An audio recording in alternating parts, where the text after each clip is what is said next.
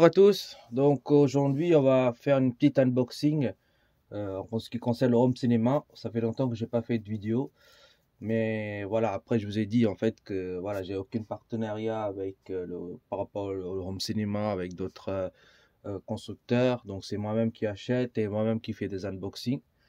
Donc là j'avais à la base Nvidia Shield TV Pro qui est très bien. Mais c'est un lecteur qui fait à la base tout. Mais bon, je suis pas vraiment très satisfait, moi, perso. Et bon, après, c'est pour les gens qui veulent faire du streaming, tout ça, c'est très bien. Mais moi, ce que j'ai, mon but à moi, c'est juste lire les films que j'ai déjà rippés en Ultra HD 4K, que j'ai sur des disques audio réseau et tout. Et donc, ça, c'est un lecteur multimédia haut de gamme de la marque Zido. Donc, c'est le UHD 5000. Capable de tout lire, d'upscaler aussi même la qualité des vidéos, etc. Donc, si vous voulez savoir plus de renseignements par rapport à la caractéristique de cet appareil-là, je vous conseille d'aller voir sur Internet. Vous avez plus de détails, hein. Je ne vais pas revenir là-dessus en disant il y a ça. Sachant que moi, je ne suis pas un véritable expert pour décortiquer toutes les fonctionnalités de cet appareil. Mais je vais vous dire les bases, voilà. Donc, la boîte, elle est comme ça, hop. Et sur le côté... Ici, là, vous voyez qu'est-ce qu'elle est capable de le faire. Voilà. Donc, vous avez du 4K, HDR+, donc HDMI classique. Il a deux entrées HDMI, une entrée dédiée pour la vidéo, une autre uniquement dédiée pour l'audio. Donc, comme ça, on peut séparer les flux pour éviter les interférences. Il décode DTS, Dolby Vision, Dolby Audio, donc tout ce qui est Atmos, tout ça, DSD, MOA, voilà. Donc, c'est une très belle lecteur haut de gamme de la marque Zido. Ils ont encore un haut de gamme encore plus cher que celui-ci. Je crois que ça doit être le Zido Alpha ou un truc comme ça. Je ne me rappelle plus c'est quoi la référence exacte. Elle est capable de tout faire et ça coûte 3000 balles. Donc c'est quand même assez cher. Moi, j'ai pas besoin de ça. Moi, j'ai pris la deuxième haut de gamme qui est le UHD 5000 qui coûte à peu près 1090 €. Donc voilà, on va faire un unboxing de ce lecteur-là. Voilà, peut-être que je le ferai en deux parties. C'est-à-dire que la première partie, on va faire l'unboxing et la deuxième partie, l'installation, toutes ces choses-là. On va voir. Donc, c'est un lecteur qui est assez lourd. C'est comme si vous avez acheté un lecteur Blu-ray haut de gamme. Donc, très lourd. Et ça va être un lecteur qui va déchirer, je l'espère. En tout cas, sur le papier, il a l'air vraiment excellent. Donc voilà, on a un châssis qui est vraiment très sympa, de haut de gamme. Voilà, je vais la sortir. Voilà, le lecteur est très lourd. Hop, il est bien protégé. Donc voilà, attendez, je vais retirer la protection. Bon, ça, je vais le retirer, je vous le montrerai après. On va voir ce qu'il y a ensuite à l'intérieur. Donc, on a une petite boîte. Hop. Et rien d'autre. Après, la boîte, elle est vide. Donc, à l'intérieur, on va voir ce qu'on a. Hop. On a une télécommande. Donc, je vais l'ouvrir pour vous montrer. Voilà, hop. Télécommande assez sympa. Je pense qu'elle est rétroéclairée. Je vous confirmerai. Tout noir. Là, il faut mieux qu'elle soit rétroéclairée parce que sinon, c'est tous les caractères. C'est un petit peu, enfin, tout est noir et avec quelques caractères, enfin, les caractères en gris. Mais bon, dans le noir complet, s'il n'est pas rétroéclairé, ça va être un peu compliqué. Voilà. Donc ça, c'est. Après, moi, j'ai le Logitech, la télécommande Logitech, donc je vais le programmer. J'ai pas besoin de ça, mais voilà. Si pour les gens qui veulent utiliser ça, et ben voilà, la télécommande, on va mettre de côté. L'alimentation classique. Voilà. Apparemment, cette lecteur-là possède une double alimentation pour avoir plus de puissance. Donc, c'est pas mal. On a un câble HDMI. Ça doit être un 2.1. Donc, très bien. Après, moi, personnellement, j'ai acheté, je vais vous montrer, de la marque Pearl. Donc, deux câbles HDMI haut de gamme. Ça coûte à peu près 50 € le câble. Hein. Voilà. Donc c'est ce que je vais mettre. J'ai pris un pour le vidéo, un pour l'audio, vu qu'on peut les séparer. Donc je vous unboxerai ça aussi, on verra ensemble. Ensuite, on a les antennes hein, qui se branchent derrière. Hop. Et puis qu'est-ce qu'on a? Bah, après on a le mode d'emploi. Voilà. Avec quelques explications basiques. Après, si vous voulez avoir plus d'explications, pareil, sur internet vous le trouverez. Mais de toute façon, je vous ferai une vidéo par rapport à ça. Voilà, c'est tout ce qu'il y a. Pour le moment, la boîte, l'alimentation et la télécommande, je vais le sortir. Le câble HDMI, j'ai pas besoin vu que j'en ai acheté. Hop, on va le ranger. Donc je vais ranger la boîte et puis je vais vous le reprendre pour faire la suite. Hop. À tout de suite. Donc nous avons le boîtier comme ça, vraiment de très belle qualité. Voyez. Hop, le devant avec un affichage. Voilà. Hop.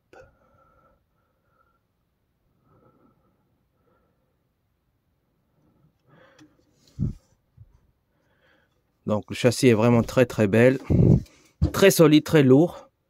Et ici on a le signe Zidou. Enfin, excusez-moi, je sais pas si vous le voyez. Voilà, comme ça. Sur le côté c'est pareil. Alors derrière, on va voir ce qu'on a derrière. Hop. Donc derrière, on a un port USB 3. Donc on peut brancher les disques durs. Hop, je sais pas si vous le voyez. Voilà. Voilà, ensuite, on a un port donc USB 2. Donc là, ça je vous ai déjà dit 3. Port internet. Ça c'est l'entrée. Alors attendez, on voit pas très bien. Ça c'est l'entrée donc pour le vidéo. On peut aussi utiliser pour audio pour les deux. Ça c'est une entrée uniquement pour l'audio. Donc pour les séparer, pour éviter toutes les interférences, donc la qualité sera meilleure. Donc moi ce que je vais faire, je vais brancher une juste pour l'image. Et celui-ci je vais l'utiliser pour le son. Ensuite on a un port RS. C'est ça s'appelle RS, je crois que j'ai jamais utilisé de ma vie. Donc si je me gourre, vous me corrigerez. On a une entrée audio. Donc si vous avez une espèce de lecteur audio externe, vous pouvez faire entrer. Ça c'est pour le contrôle hier. Donc si on a toutes les machines qui sont connectées via cette entrée là, bah, ça s'allume tout seul, ça s'éteint tout seul. Donc assez pratique. On a quoi d'autre? On a ici une entrée coaxiale et une entrée, je me rappelle pas, vidéo. Si vous le branchez d'une autre façon. Encore une fois, je suis pas expert, donc il y en a qui vont me critiquer en disant que tu connais rien, que t'es nul, pourquoi tu fais des vidéos. C'est pas grave, je le fais pour les gens à qui ça les intéresse. Donc vous avez une entrée optique ici. Ensuite ici vous avez donc entrée, enfin côté gauche, côté droit, XLR. Donc vous avez deux sorties XLR et aussi comment vous dire, deux entrées classiques, donc rouge et blanc, je pense, pour que vous puissiez brancher donc des enceintes, parce que celui-ci fait aussi DAC, donc pour la musique, tout ça en fait. Voilà. Là, c'est les antennes qu'on va le brancher. Et donc ici, bah, on-off et l'entrée pour l'alimentation. Donc assez classique. Encore une fois, je suis qu'un amateur. Je vous répète plusieurs fois la même chose. Donc je le fais pour les gens qui sont encore à peu près comme moi, ce genre de vidéo. Donc si je fais des erreurs, vous me corrigerez dans le commentaire tout simplement. Pas besoin d'insulter, de faire quoi que ce soit. En disant que c'est nul, c'est de la merde. Bah, si c'est de la merde, vous ne regardez pas. Hein. On vous oblige pas à regarder sur YouTube. Donc choisissez les chaînes que vous voulez regarder. Mais voilà. Donc je vais faire les branchements. Et ensuite, bah, on va allumer l'appareil. Puis on va regarder ce que ça donne. Voilà, tout de suite. J'ai oublié un truc important quand même sur ce lecteur là. Le châssis, enfin devant, ça peut s'ouvrir. Voilà, attendez. Hop. Comment j'ai fait? J'ai oublié. Voilà, sur le côté, tac. Vous l'ouvrez, hop. Et donc, vous avez 12 entrées pour mettre des HDMI 3.5. Tac, vous voyez, il y a 2 baies. Et en fait, chaque baie peut tenir jusqu'à 16 TO. Donc 16 Tera. Coupez le stocker en disque dur réseau. Je vous conseille plus de mettre un disque dur réseau. Donc ça fait 32 Tera. C'est quand même énorme. pour stocker vos films, qui sont déjà inclus dans cette boîte. C'est pour ça, d'où le prix qui est assez cher quand même. Voilà, donc connexion, tout ça, après voilà l'allumer. Alors j'ai oublié de vous dire autre chose, tout à l'heure on a parlé de ces câbles HDMI, donc je vais dire que c'était Pearl, en fait, mais non, en fait c'est la référence s'appelle Pearl, mais la marque c'est AudioQuest, donc c'est une marque assez connue dans ce domaine de, enfin tout ce qui est câble HDMI, etc. Et donc celui-ci, il est capable de lire facilement les 4K, les 8K jusqu'à 10K. Et en fait, le taux de transfert, donc pas le 48 parce que c'est 48 GB par seconde. Donc ça va très très vite. C'est une très bonne qualité ce câble. Donc on va l'ouvrir une pour voir ce que c'est à l'intérieur, enfin, ce que ça donne à l'intérieur. Donc 49 € le câble, c'est quand même de la haute gamme. Hein. Après, je sais qu'il y a des câbles jusqu'à 200, 300, 400 €. Donc voilà, le câble il est comme ça, bien protégé. Noir, la référence c'est ça. Donc il y a plusieurs références, sachant que celui-ci ça doit être de très haute gamme. Donc moi c'est celui-ci. Donc assez sympa franchement. Voilà, donc maintenant je vais connecter tout ça et après on reprendra la vidéo juste après. Alors comme vous pouvez voir, j'ai tout branché. Donc derrière, on a ici, comment vous dire, ici sur le côté le câble relié à mon disque dur, donc USB 3. Ensuite, on a le premier montage HDMI pour l'image, deuxième montage HDMI pour l'audio. Ici l'alimentation, les deux antennes pour tout ce qui est Bluetooth, Wi-Fi, etc. Tac, on va le connecter correctement. Ensuite, on a une autre entrée USB 2 normale classique. Donc, je vais l'ajouter une rallonge. Comme ça évite, vous voyez, j'ai pris une rallonge. La rallonge, elle va servir simplement à brancher facilement plutôt qu'à chaque fois de tirer, de mettre une clé USB si j'ai besoin de faire des mises à jour ou ce genre de choses. Donc voilà, tout est prêt. Je vais essayer de glisser. Ça va être très compliqué ici. Sinon, je dois laisser comme ça. Parce que j'ai plus de place. Donc voilà, je vais tout installer. Je vous reprends tout de suite après. Donc on va commencer la configuration. Donc avant toute chose, il y a une chose qui est importante, c'est que je vous ai montré comment insérer deux disques durs en fait. Parce que bon, moi j'ai deux disques durs, il y a deux emplacements. Par contre, avant de les insérer, il faut absolument les formater sur votre ordinateur. Parce que pour un appareil qui coûte 1000 €, 1000 €, même 1090 je crois, il n'y a pas d'option pour formater directement sur l'appareil. Donc il faut d'abord formater sur votre ordinateur si vous voulez que le disque dur que vous le mettez à l'intérieur soit reconnu. Voilà. Donc maintenant, on va passer à l'étape de la configuration. Donc vous l'allumez, voilà, comme d'habitude.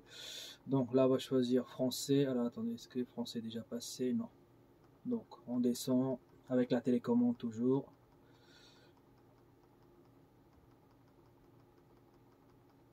Voilà, français, France, hop, on choisit ça.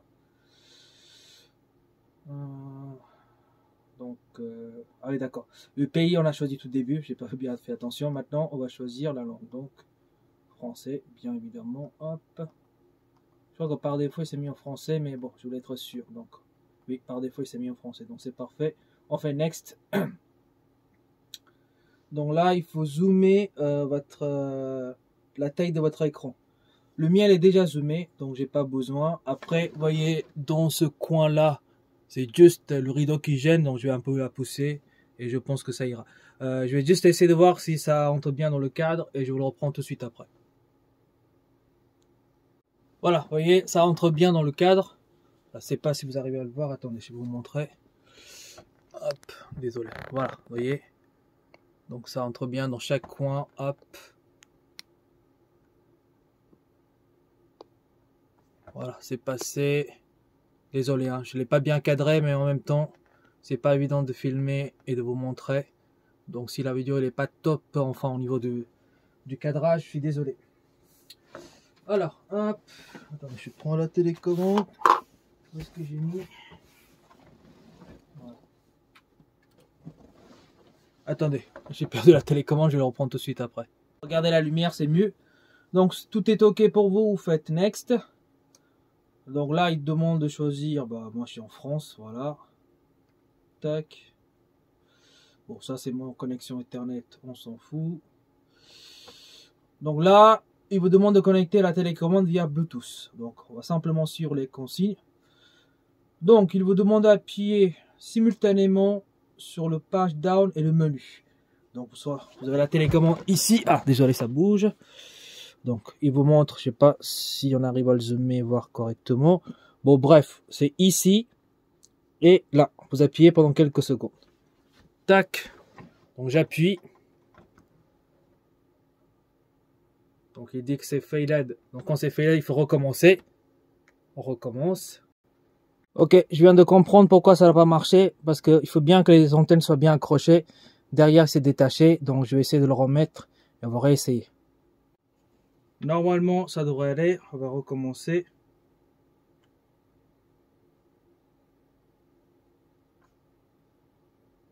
Voilà. Voilà, Bluetooth est connecté. Donc par Bluetooth, c'est beaucoup plus simple. On va passer à la suite. Voilà, juste avant qu'on passe à la suite, je vais juste remettre tout ça en place. Je vous reprends tout de suite après. Donc on va passer à la suite. Une fois que c'est connecté, on revient en arrière. On fait Next. Donc là, c'est en anglais pour le moment, parce que c'est pas très bien traduit. Mais c'est pas grave. Donc, select output mode according to the connect device. Donc, moi, je prends la deuxième, expert. Après, vous faites comme vous voulez. Hein. Vous faites ce qui vous arrange le mieux. Voilà. Excusez-moi. Je reprends tout de suite après. Donc là, on est dans le menu expert. Donc par défaut, je vais laisser sur auto. Hein. J'ai pas besoin de changer. Donc ça, c'est la résolution, pardon. Donc en mode HDR, mode actualité, bon, je vais mettre par auto aussi. Je vais laisser par défaut. Video frame rate, bon, c'est marqué sur off. Je sais pas ce que c'est. Certaines fonctionnalités, je sais pas ce que c'est. Vous regarderez sur internet. Je suis pas non plus expert dans tous les domaines. Voilà. Donc je vais laisser par défaut. Audio output, it may all audio content decode into to channel. Non.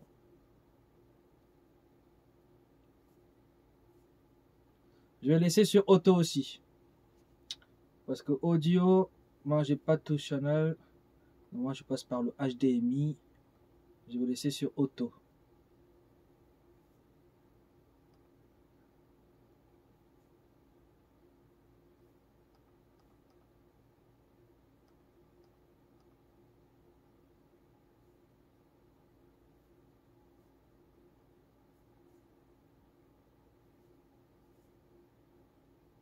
Je vais laisser tout auto. Comme ça, on est tranquille. Je connais pas les autres fonctionnalités. Donc hop. Donc, je vérifie que tout est en auto. Off, ça c'est auto. Ok, très bien. Donc on va passer sur Next. Ah oui, d'accord, donc il reprend toutes les fonctionnalités. Bon, je fais Next, hop. Ensuite, the key definition, ça c'est quoi?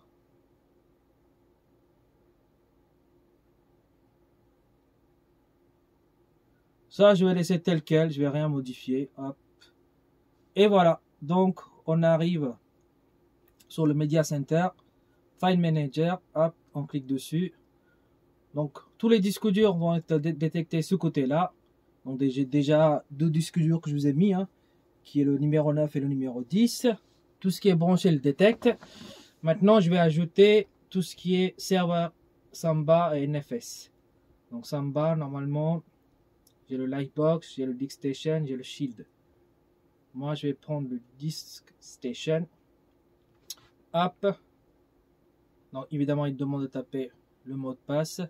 Donc ça, je vais vous le prendre juste après. Donc ça, si vous voulez ajouter vos disques durs NAS sur Zidoo en fait. Voilà comment faire. Jusqu'à là, vous avez vu ma vidéo.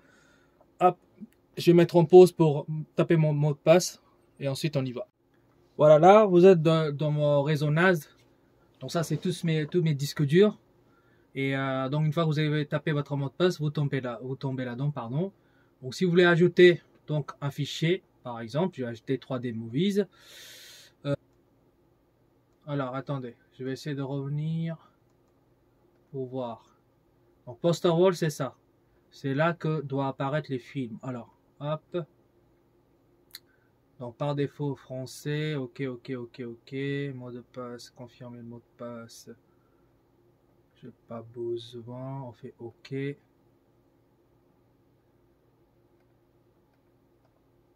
OK, tout, gérer les sources. Alors, c'est ça.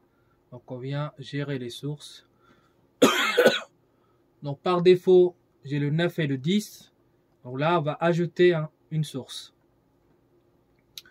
Ah oui, d'accord, donc c'est là. Donc là, vous allez diriger Samba, Service Samba, voilà. Donc là, il y a Disk Station. On va cliquer dessus. Hop. Donc je veux ajouter le fichier 3D Movies. On fait OK. Alors attendez, tac.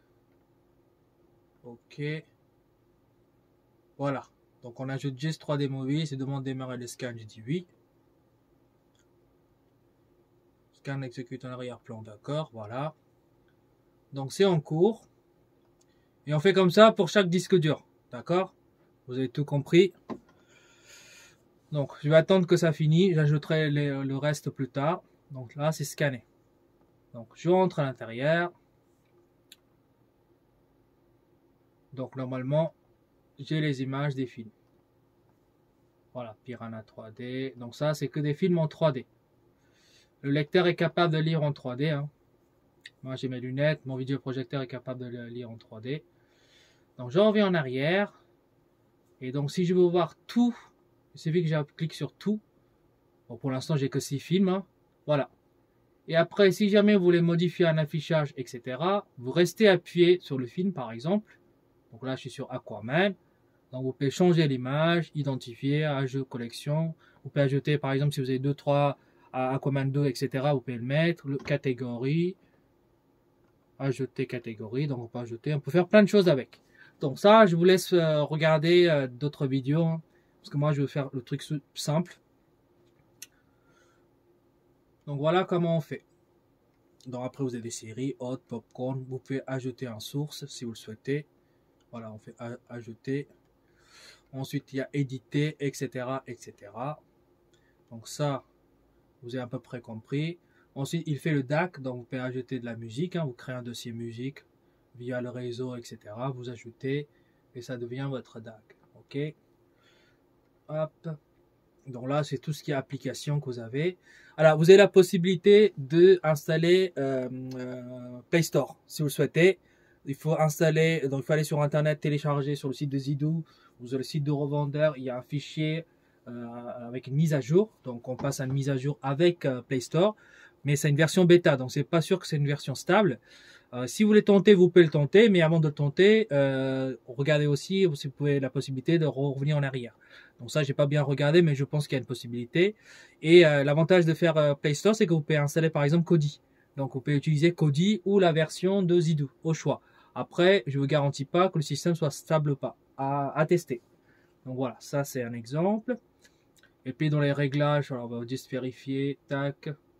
Donc là, vous avez lecture, fréquence d'image, ça c'est en off, reprise de lecture, ça voilà. C'est les paramètres, à vous de voir ce que vous voulez faire avec. Donc 3D vers 2D, voilà, lors de la lecture d'une vidéo de 3D, le lecteur bascule automatiquement en 2D, ok d'accord. Donc ça, je vais l'activer, comme ça, ça basculera automatiquement.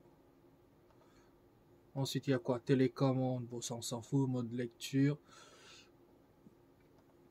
Sous-titres forcés. Ah, on peut choisir les différentes régions. Bon, ça, il faut mettre un lecteur externe, je pense. Mais bon, l'interface de lecture, vous pouvez changer la région. On s'en fout de ça. Ça m'intéresse pas pour le moment. Alors, attendez, on revient. Affichage. Donc, affichage, résolution par défaut. On va verrouiller la résolution. Oh non, je vais laisser auto. Comme ça, il fera automatiquement. C'est mieux.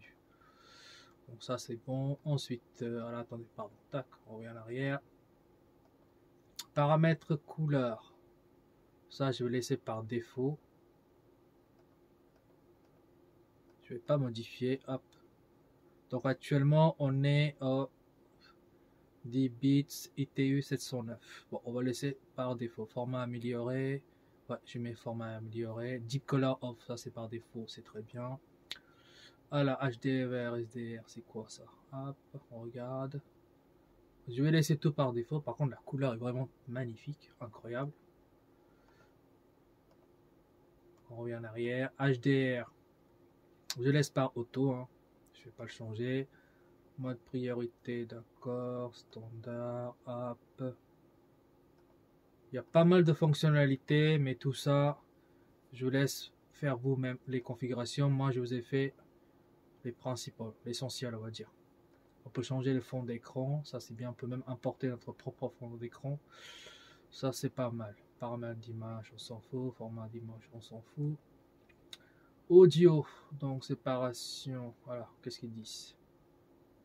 D'accord, ok, attendez, hop. J'ai du mal encore à contrôler. Donc HDMI, dès que la vidéo est émise par le port principal, l'audio est émis par le port secondaire, ceci afin d'obtenir la vidéo par défaut. Ok. Donc peut-être qu'il faut mettre port principal et secondaire. On verra. Soit, donc quand vous mettez une vidéo, si ça passe comme ça, tant mieux, laissez comme ça par défaut. Sinon, vous basculez sur port principal et port secondaire, d'accord?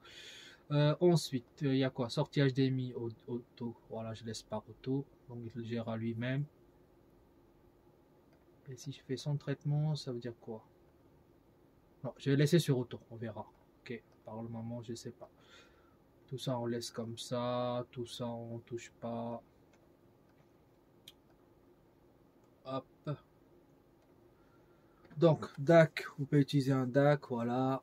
Ça, vous savez ce que c'est. Pour le moment, DAC est désactivé. Si vous voulez l'activer, il suffit de cliquer sur activer. Et puis voilà. Je reviens en arrière. Attendez, tac, tac. Je découvre en même temps que vous. Voilà. Si j'ai dit des conneries, désolé. C'est mode d'utiliser sortie HDMI, ok.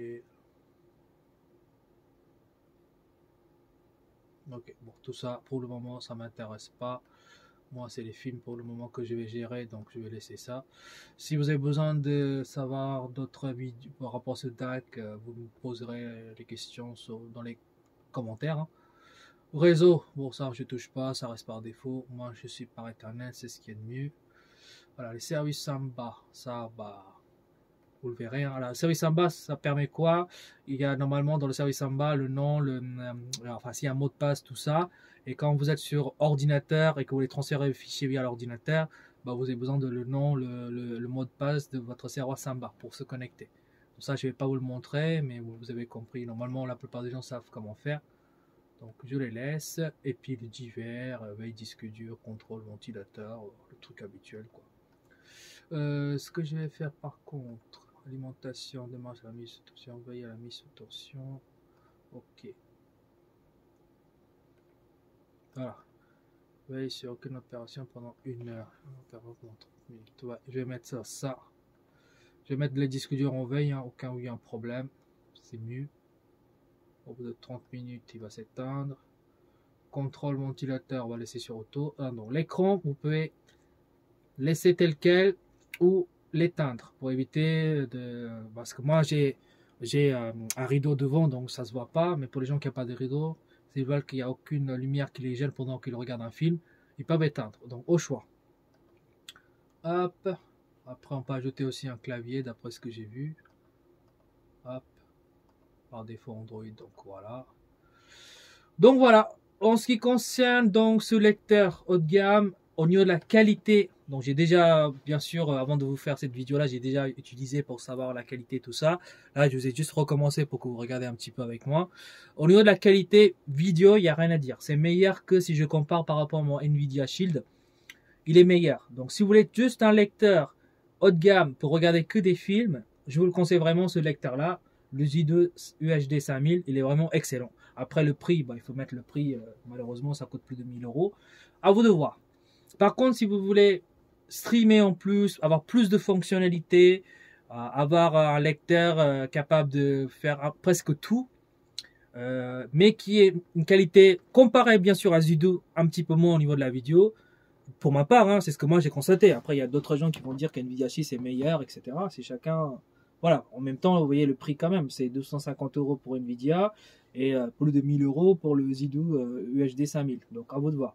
Donc, si vous voulez streamer, jouer un petit peu, parce que Nvidia permet aussi de jouer, et puis avoir d'autres fonctionnalités. Par exemple, sur J2, vous n'avez pas la fonctionnalité si vous avez les lumières Philips U.